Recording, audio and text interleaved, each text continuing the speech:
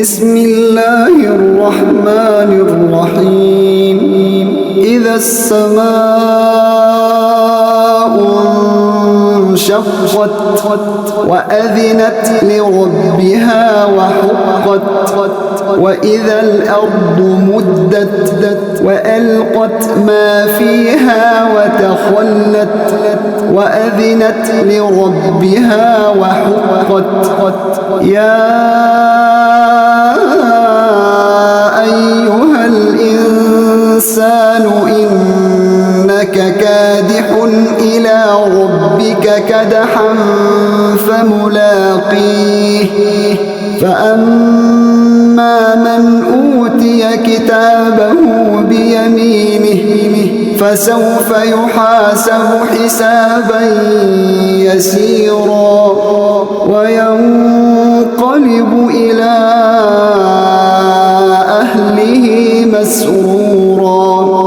وأما من أوتي كتابه وراء ظهره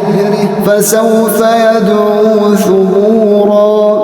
ويصلى سعيرا إنه كان في أهله مسرورا إنه ظن أن لن يحور بلى إن ربه كان به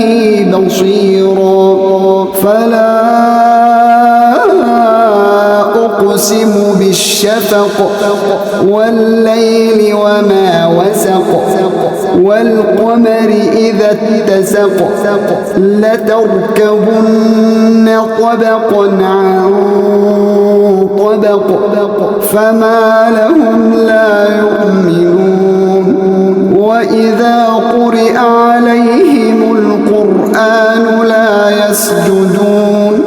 بل الذين كفروا يكذبون والله أعلم بما يوعون فبشرهم بعذاب أليم إلا الذين آمنوا وعملوا الصالحات لهم أجر غير ممنون